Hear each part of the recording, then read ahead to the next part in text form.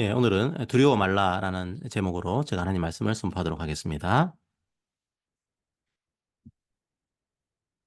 한번 요한복음 14장 1절을 한번 읽어봅시다. 너희는 마음에 근심하지 말라. 하나님을 믿으니 또 나를 믿으라.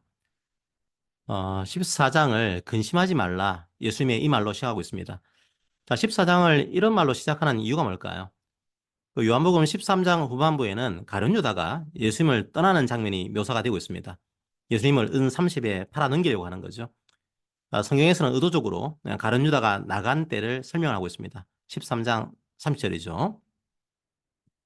유다가 그 조각을 받고 곧 나가니 밤이러라. 가룟 유다가 어둠의 시간 속으로 걸어갔습니다. 폭력의 시간 속으로 걸어갔습니다. 이제 죽음의 시간이 되었습니다. 가룟 유다가 나가고 나서 갑자기 예수님이 떠난다는 말을 하십니다. 게다가 자신이 가는 곳에 제자들은 올 수 없다고 하시죠. 십자가에 달려서 죽으실 때가 얼마 남지 않은 겁니다. 제 아들은 아직 그 의미를 잘 모릅니다. 갑자기 예수님이 떠난다고 하니까, 야, 이게 뭔 소리야? 충격을 받습니다. 3년 동안 예수님을 믿고 따라왔는데, 이제 예수님이 떠나야 한다고 말씀하시는 거죠. 제 아들이 웅성웅성거립니다. 자, 먼저 베드로가 나섭니다. 목숨을 버려서라도 예수님을 따라가겠다고 하죠. 자, 하지만 예수님은 베드로가 3번이나 부인할 거다. 이렇게 말씀하십니다. 그 다음에는 도마가 나섭니다. 예수님이 길을 떠나시는데 예수님이 가는 길을 도저히 알 수 없다고 한탄하고 있습니다. 그러니까 예수님께서 내가 곧 길이요 진리요 생명이다 이렇게 말씀하십니다. 그 다음에는 빌립도 나서고 있습니다.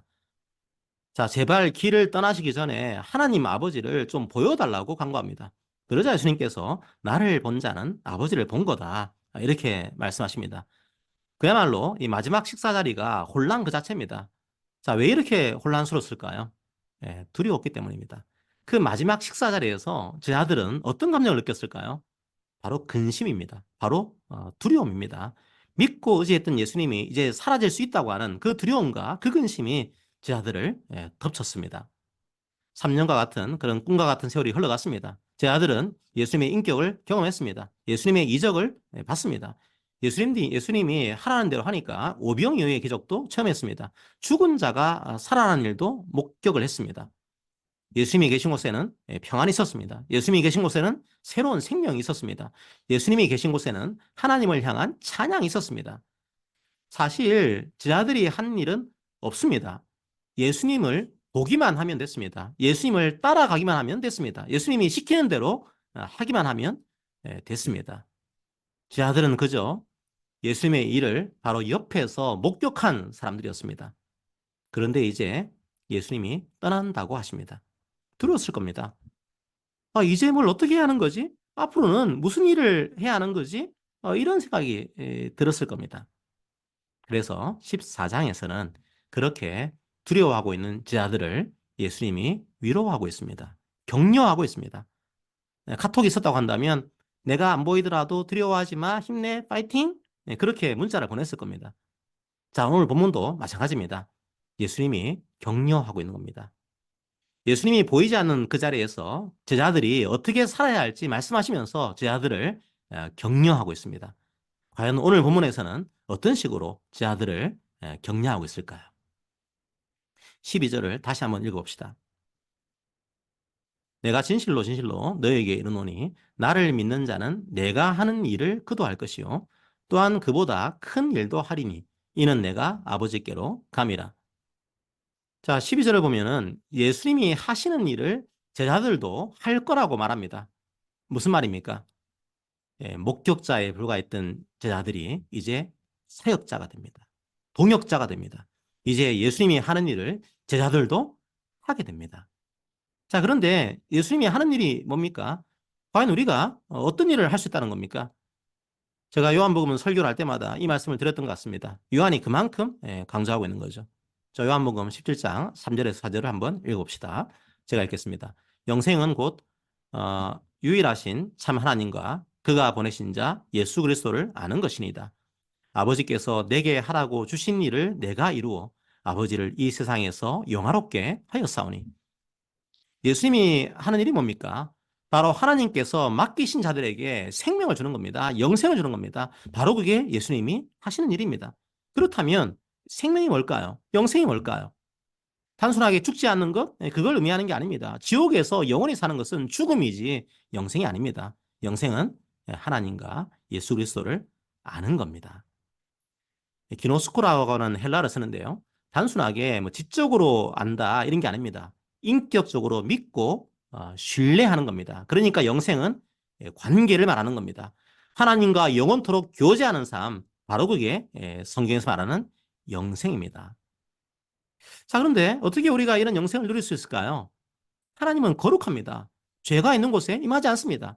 주홍같이 붉은 우리 죄를 용서받아야 합니다. 그래야 하나님과 함께하는 영생을 누릴 수 있습니다. 그러니까 결국 죄를 용서받는 것, 바로 그게 영생입니다. 요한복음은 이제 죄 용서라고 하는 개념보다는 생명이라는 개념을 더 많이 쓰고 있죠. 사실은 같은 말입니다.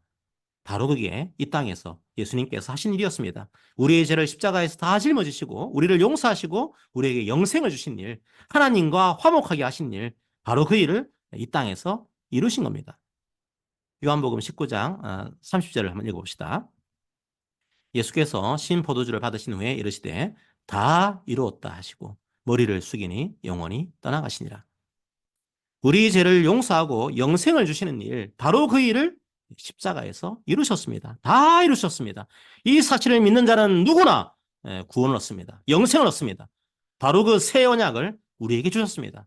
그 새로운 언약을 깨어지는 돌판이 아니라 우리의 마음판에 새겨주셨습니다. 그래서 이 언약은 깨지지 않습니다. 이 생명은 영원히 깨지지 않습니다. 하지만 아직 제자들은 그 사실을 모릅니다. 그래서 예수님이 떠난다는 말에 낙담하고 있는 거죠. 두려워하고 있는 거죠. 근심하고 있는 거죠. 하지만 주님은 뭐라고 하십니까? 아니야, 그게 아니야. 내가 떠나야 한단다. 나는 지금 생명을 주기 위해서 떠나는 거란다. 내가 떠나야 생명을 주는 이 일을 다 이룰 수 있단다. 자, 그리고 주님은 더 놀라운 말을 하시는 거죠. 그런데 앞으로는 너희들이 그 일을 하게 될 거야. 사람의 생명을 구하는 일을 하게 될 거야. 제자들의 신분이 바뀐 겁니다. 목격자에서 사역자로 신분이 바뀐 겁니다. 성도 여러분, 요한이 요한복음을 기록한 이유가 뭘까요? 요한도 이 생명 사역의 동역자로 일하고 있는 겁니다. 요한복음 20장 31절을 한번 봅시다. 31절입니다. 자, 오직 이것을 기록하면 너희로 예수께서 하나님의 아들 그리스도이심을 믿게 하려 함이요. 또 너희로 믿고 그 이름을 힘입어 생명을 얻게 하려 함이니라. 요한은 요한복음을 기록해서 이 생명 사역에 주님과 함께 동역했습니다. 이 복음서로 얼마나 많은 사람들에게 이 생명의 씨앗이 심겨졌을까요? 주님의 이 격려를 우리들도 받기를 원합니다.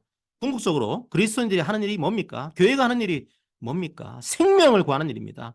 저는 설교를 통해서 그리스도께서 죄를 용서하시고 생명을 주셨다는 것을 선포합니다. 말씀의 씨앗을 뿌리는 일을 하고 있는 거죠. 자, 성도님들도 사회에서 여러 가지 일들을 하고 있습니다. 버겁지 않습니까? 힘들지 않습니까? 하지만 녹록하지 않은 이 여러 삶의 현장에서도 우리는 모든 일이 주님께서 주신 일인 줄 알고 최선을 다해서 살아갑니다. 우리는 믿습니다. 주님께서 주님의 십자가로 우리를 용서하시고 우리에게 생명을 주셨습니다. 그 사실을 믿습니다. 그런 우리를 포기하지 않으신다는 것을 믿고 이 희미해진 영생의 기쁨을 다시 회복하기 위해서 그 평안을 다시 누리기 위해서 말씀의 자리, 기도의 자리, 예배의 자리로 나옵니다. 그리고 그 은혜 기억하면서 일상의 자리로 나아갑니다. 각 사람마다 믿음의 분량이 다르고 은사도 다릅니다. 하지만 각자의 분량대로 우리는 생명사역의 동역자로 일하고 있는 겁니다. 스스로를 존중하십시오. 스스로를 비하하지 마십시오. 하나님이신 예수님께서 생명을 버리셔서 생명을 주신 존재가 바로 우리들입니다. 게다가 우리가 그 생명 사역의 동역자가 되었습니다. 우리가 뭐라고 주님께서 우리를 함께 일하는 자리로 초대하신 겁니다. 한 사람의 영혼이라도 우리 각자의 사역을 통해서 생명을 얻을 수 있다면 그것보다 귀한 일이 또 어디 있겠습니까? 자, 그런데 예수님은 더 놀라운 격려를 하십니다. 14장 12절을 보십시오. 그보다 더 큰 일도 할 거라고 하십니다. 이게 뭐죠? 예수님이 떠나신 후에 예수님이 하신 일보다 더 큰 일을 한다고요? 예수님이 하셨던 일보다 더 큰 일이 뭐가 있을까요? 예수님이 어떤 일을 하셨습니까? 예수님은 하나님의 시변 육신으로 이 땅에 오셨습니다. 이 땅에서 수많은 이적을 행했습니다. 죽은 자도 살렸습니다. 무엇보다도 우리의 죄를 용서하시고 우리에게 생명을 주시기 위해서 십자가를 지셨습니다. 그리고 사망 권세를 이기시고 부활하셨습니다. 우리가 이 일보다 더 큰 일을 할 수 있다는 말입니까?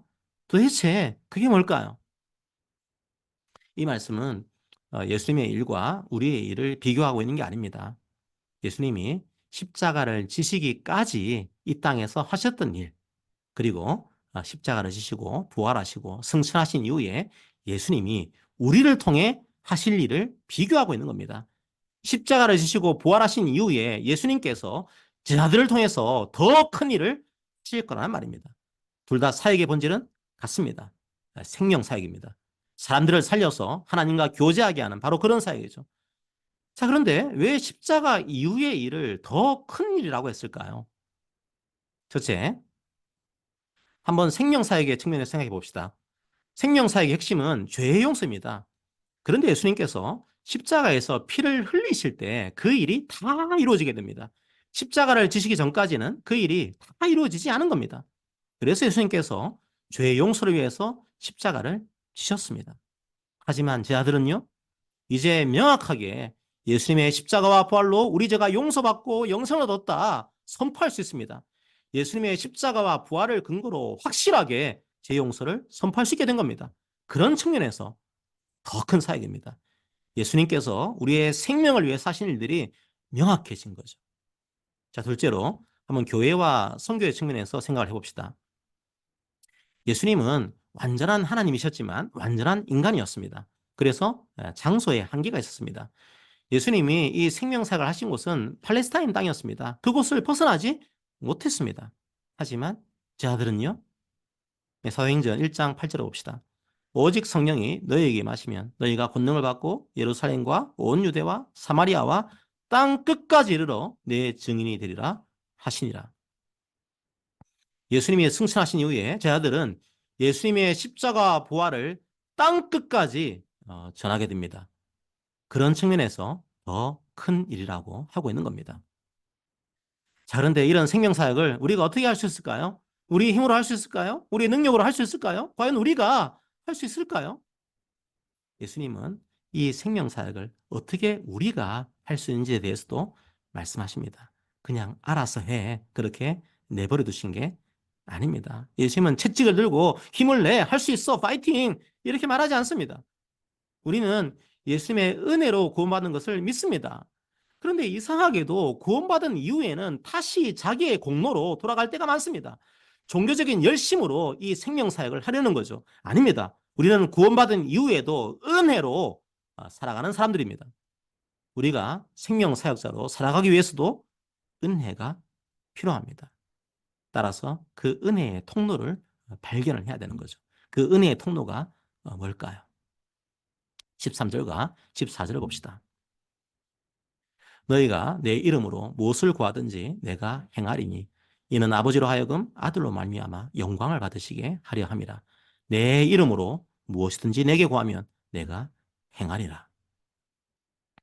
제 아들은 예전에는 그냥 예수님께 구했습니다. 눈에 보이니까요. 궁금하면 예수님께 물어봤습니다. 필요한 게 있으면 예수님께 구했습니다. 그런데 얼마 지나면 예수님을 볼 수 없습니다. 생명을 구하는 더 큰 일로 불러놓고 예수님은 떠나십니다. 생명을 구하라고 하시는데 도대체 어떻게 해야 할까요? 예수님의 이름으로 구하라고 합니다. 예수님의 이름으로 기도하라고 합니다. 예수님의 이름으로 이 생명을 살리는 사역에 필요한 능력과 은사를 달라고 기도하라는 겁니다. 핵심은 이제 예수님의 이름으로 기도할 수 있다는 겁니다. 예수님이 눈에 보이지 않더라도 예수님의 이름으로 예수님께 기도할 수 있다는 겁니다. 자, 그러면 예수님의 이름으로 기도한다는 게 무슨 의미일까요? 첫째로 예수님의 중보를 의지한다는 의미가 있습니다.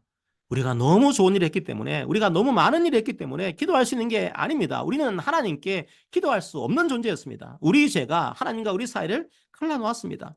지금도 우리는 그런 죄악 속에 살아갑니다. 하지만 과거의 죄, 현재의 죄, 미래의 죄 모두를 예수님의 십자가로 단번에 용서하셨습니다. 그래서 우리가 연약한 모습일지라도 담대하게 기도할 수 있는 겁니다. 우리는 우리의 힘과 우리의 선행에 의지해서 우리의 종교적인 열심에 의지해서 기도하는 게 아닙니다. 우리의 지극정성으로 기도하고 있는 게 아닙니다. 다른 많은 종교를 보십시오. 기독교처럼 기도라는 행위가 있습니다. 어떤 종교는요, 오랜 기간 동안 금식하면서 기도하는 걸 의무화시키고 있는 그런 종교도 있습니다. 왜 그런 걸까요? 그렇게 해서 신을 감동시키겠다는 겁니다. 신이 자신의 기도 행위에 감동받을 때까지 기도하는 겁니다. 하지만 우리는 예수님의 이름으로 기도합니다. 날 위해 십자가를 지신 예수님께서 지금도 날 위해 중보하고 계심을 믿고 기도하는 거죠. 그 예수님의 십자가 공로를 믿고 기도하는 겁니다. 지금도 우리를 위해서 중보하시는 주님을 믿고 기도하는 거죠. 둘째로 예수님과 연합해서 기도한다는 의미가 있습니다. 예수님의 이름으로 한다는 것은 예수님이 그곳에 함께 있다는 것을 의미합니다. 마태복음 18장 20절을 읽어볼까요? 두세 사람이 내 이름으로 모인 곳에는 나도 그들 중에 있느니라. 그러니까 누군가의 이름으로 무언가를 한다는 것은 그 사람과 함께 한다는 겁니다. 기도를 예수님의 이름으로 한다는 건 뭘 의미할까요? 우리 혼자 기도를 하고 있는 게 아니라는 거죠. 예수님이 우리와 함께 우리를 중보하고 있는 겁니다. 자, 셋째로 예수님의 뜻을 따라 기도한다는 의미가 있습니다. 예수님의 뜻이 무엇이었습니까? 십자가로 사람들의 죄를 용서하는 것이었습니다. 그래서 영생을 주는 것이었습니다. 바로 그게 예수님의 이름으로 기도하는 겁니다. 기도할 때 무엇보다도 생명을 구하십시오. 생명만큼 확실한 주님의 뜻은 없습니다. 자신의 영육간의 강건함을 위해서 기도합시다. 그리고 다른 사람들도 이 생명을 얻을 수 있도록 기도합시다. 영적인 생명, 육적인 생명을 위해서 다 기도합시다. 그때 주님께서 가장 선하신 방법으로 가장 선하신 때 그 간구를 해야 할 것입니다. 빌립보서 4장 6절에서 7절을 봅시다. 아무것도 염려하지 말고 다만 모든 일에 기도와 간구로 너희 구할 것을 감사함으로 하나님께 아뢰라. 그리하면 모든 지각에 뛰어난 하나님의 평강이 그리스도 예수 안에서 너희 마음과 생각을 지키시리라.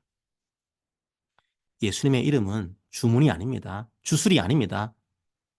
자, 만약 그냥 예수님의 이름을 주문처럼 이해한다면 그건 무당한 데 가서 기도하는 것과 다르지 않습니다.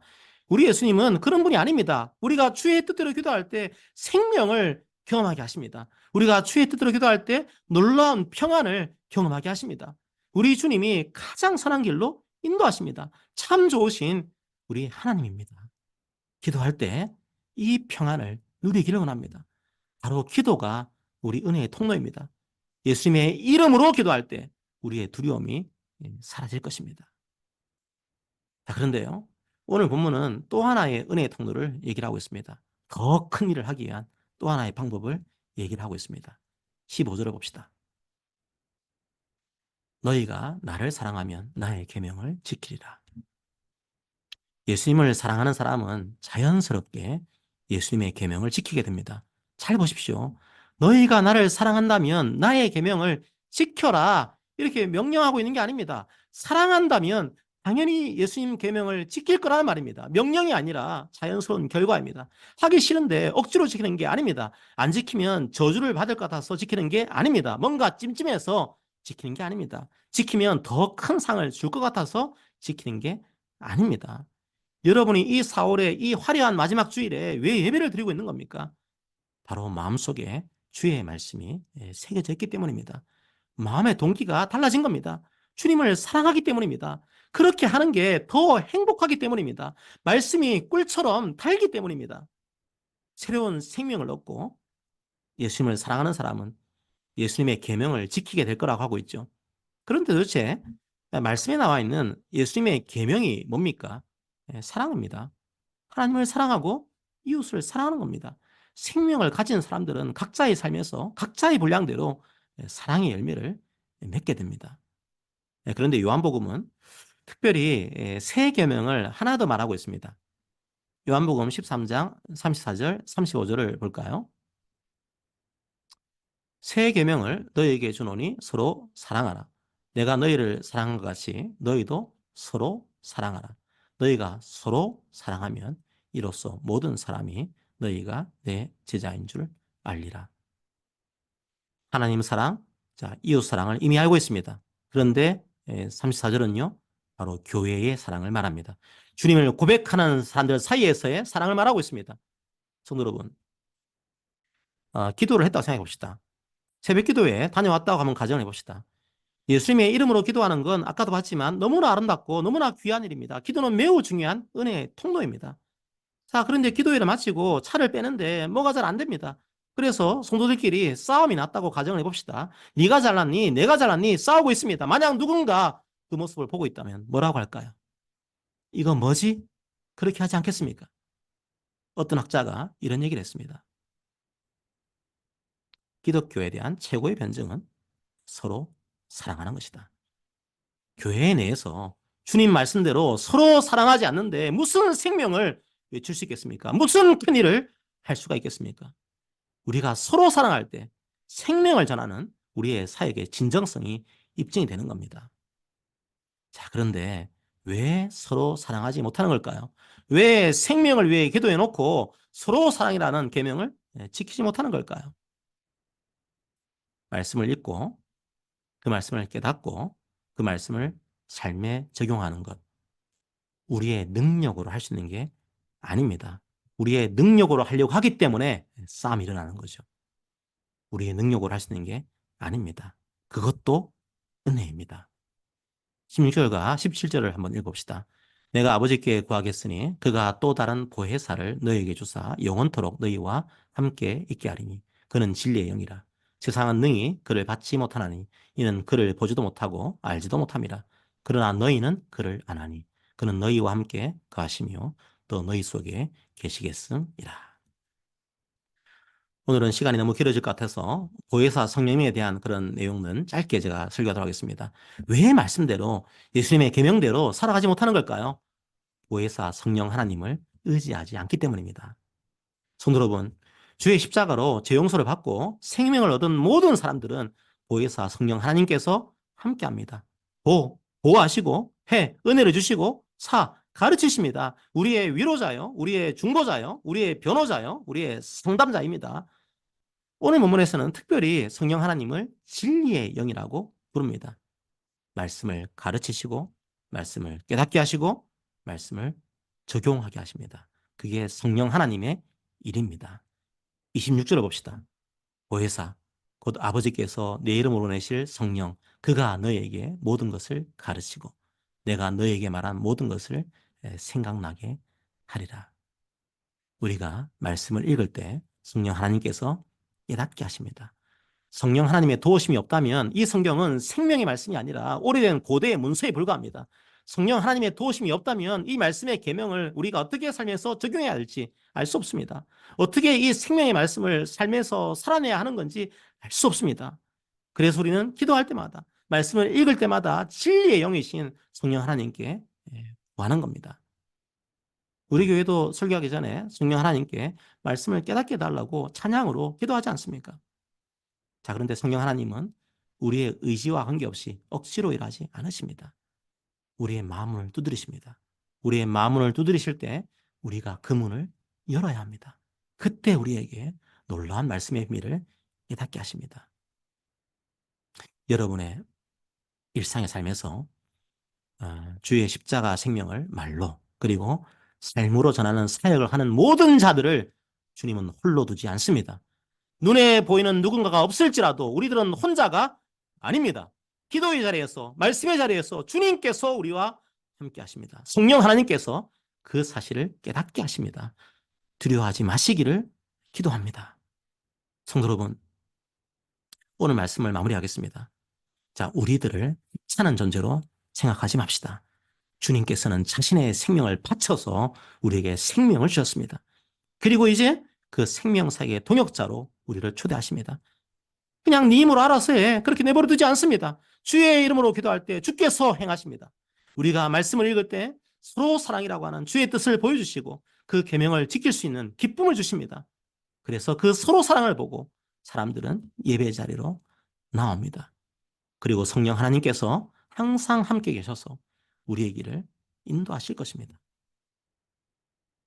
예수님이 떠난다고 하니까 제 아들은 두려웠습니다.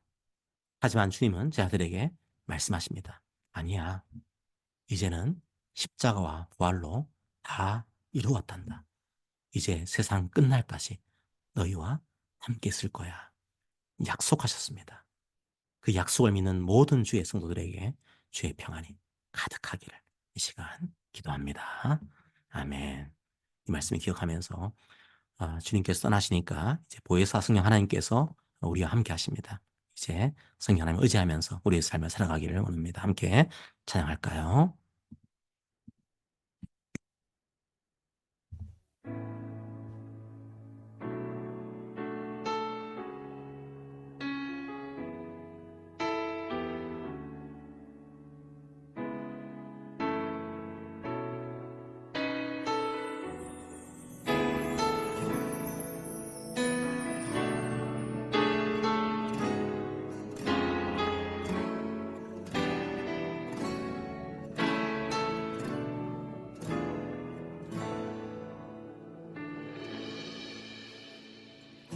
무한 시절 지날 때 깊은 한숨 내쉴 때 그런 풍경 보시며 단식하는 분 있네.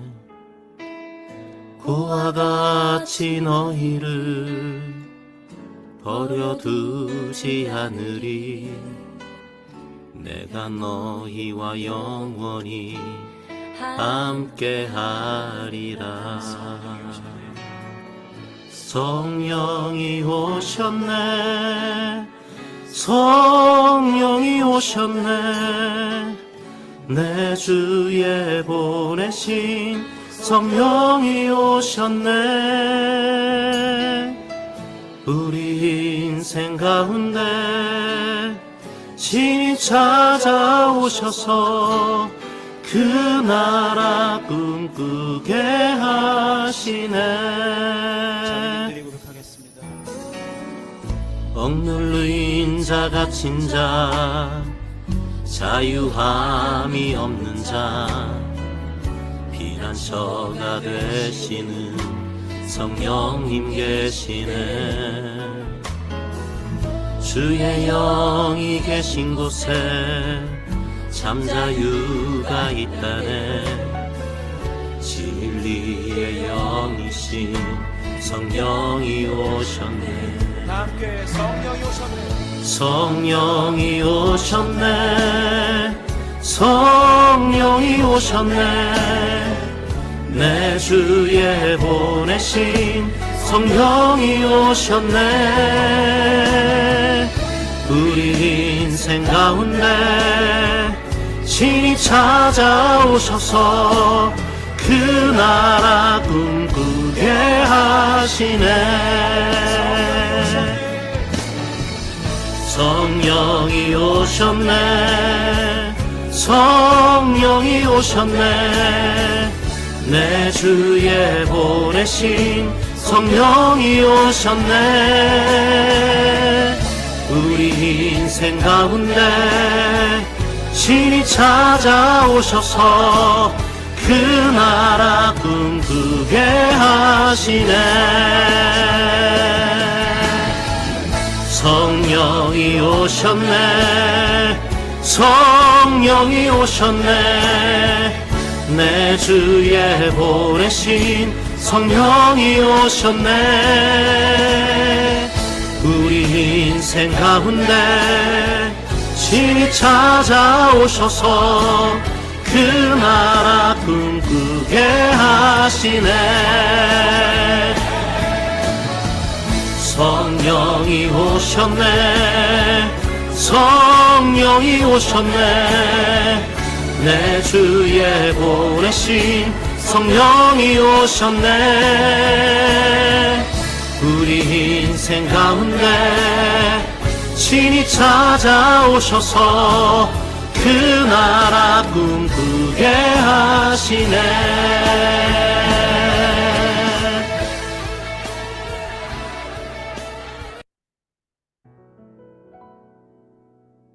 우리 함께 오늘 말씀을 기억하면서 함께 기도합시다.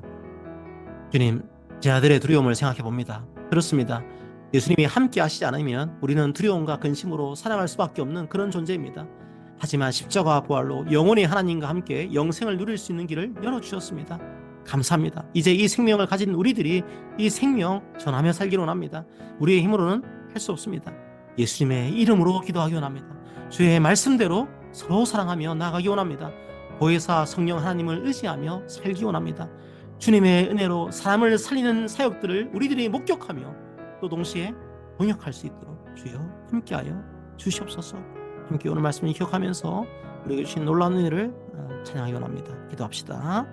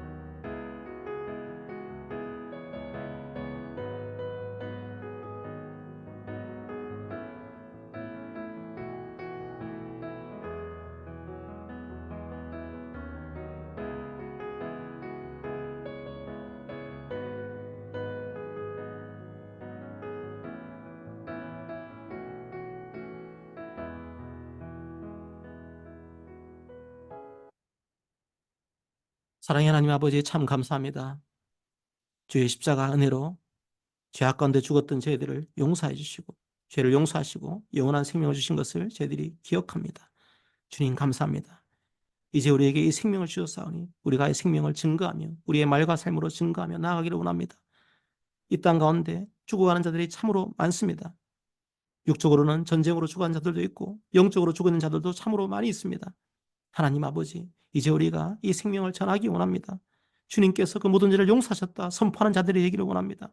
이 땅 가운데 있는 수많은 전쟁들과 수많은 악 가운데서 저희들이 주의 생명을 증거하기 원합니다. 우리가 하는 것이 아니라 예수님의 이름으로 기도함으로써 이 일을 감당하기 원합니다. 주의 말씀대로 우리가 서로 사랑함으로써 이 일들을 감당하기 원합니다. 무엇보다도 우리와 함께 하시는 보혜사 성령 하나님을 의지함으로써 이 일들을 감당하기 원합니다. 그때 우리가 더 큰 일을 하게 될 것입니다. 주님께서 우리를 통해서 이 큰 일을 하게 될 것을 믿습니다. 우리들을 사용하여 주시옵소서. 그때 우리의 기쁨이 충만하게 하여 주시옵소서. 우리의 생명이 충만하게 하여 주시옵소서. 이 시간 연약한 주의 자들에게 찾아가 주셔서 말씀으로 위로하여 주시고 영적으로 육적으로 큰 생명력을 주님께서 허락하여 주시기를 원합니다. 주의 함께 하심을 우리가 믿고 나갈 수 있도록 인도하여 주시옵소서. 감사합니다. 예수님 이름으로 기도합니다. 아멘.